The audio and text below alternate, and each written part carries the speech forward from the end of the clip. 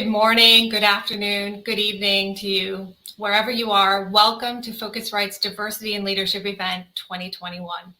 Many of you have been with us for a very long time on this journey, and some of you are new. Wherever you are, we're thrilled to have you with us here today. This is the first official event leading up to our Phocuswright conference in November, where lively discussions about travel's renaissance will be held safely, in person, face-to-face in Florida. To set your mind at ease, attendees will be required to prove vaccination or provide a COVID negative test in order to participate this year. Today, we're delighted to acknowledge the continuing support of Google as we continue our work to amplify the visibility for diversity and leadership in the travel industry. My name is Kimberly Newbury, and I'm with Northstar Travel Group, the parent company of Phocuswright.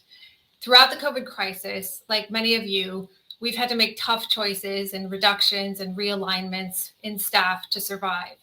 As travel begins to re-emerge, we know that our industry needs to build back those teams as demand increases. Sometimes those decisions will need to be made quickly. Strategies need to be in place. This is why diversity has to matter even more now.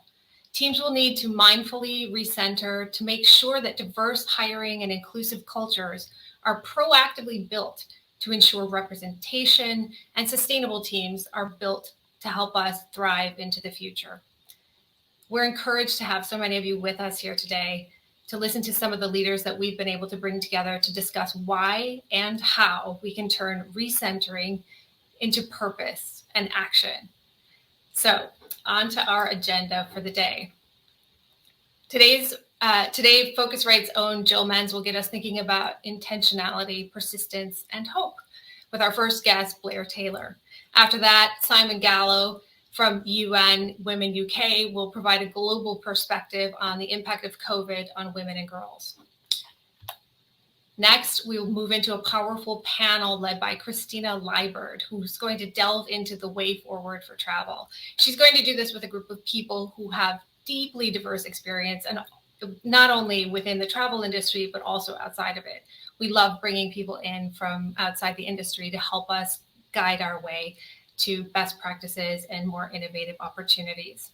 We'll wrap today with a workshop that is laser focused on the reality of the challenge before us, and that will be brought to us by Expedia. We'll give you a little bit more information on how you can log into that after, as we get a bit closer to that part of the event. Both Jill and I will be monitoring the chat, so please make sure that if you have any questions, you pop them in there, and when we have a moment for Q&A, we will call them out. So, many of us know this to be true. The pandemic has amplified earlier inequalities, but McKinsey fielded a study and published this around the impact of COVID on diverse employee groups earlier this year. The results are pretty stark in how they illustrate some of the challenges the pandemic has wrought on diverse populations. Women are facing disproportionate stress, women of color even more. The LGBTQ community is concerned about losing ground and fear isolation and limited progress. People of color are concerned about safety and about career advancement, and parents are leaving the workforce or careers are stalling. Now, many companies are addressing those needs through all sorts of great mental health initiatives like counseling or expanded working hours, increased paid or unpaid time off, forums with executive leadership for more visibility, and they're all great progressive initiatives. But the upshot is that we really need to find better ways to address some of these now highly visible inequities and really establish better leadership role models. Susan Amalfi from McKinsey will be on our panel, in fact, and I'm sure that she'll give us some perspective on this research as well. On the bright side, there is some good news about companies with diverse boards.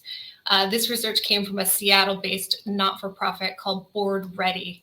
Their report looked at S&P 500 companies that released their full year 2020 results and analyzed their performance for the first part of the pandemic. One of the lead analysts on that study said that no matter whether you're looking at racial diversity, gender diversity, or diversity in age, companies that actually had a broader range of perspectives at the table did better.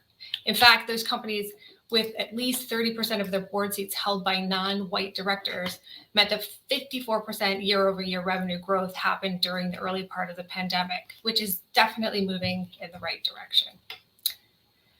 As we think about building and growing into the future, we've brought in some perspective from outside the travel industry, as I mentioned earlier.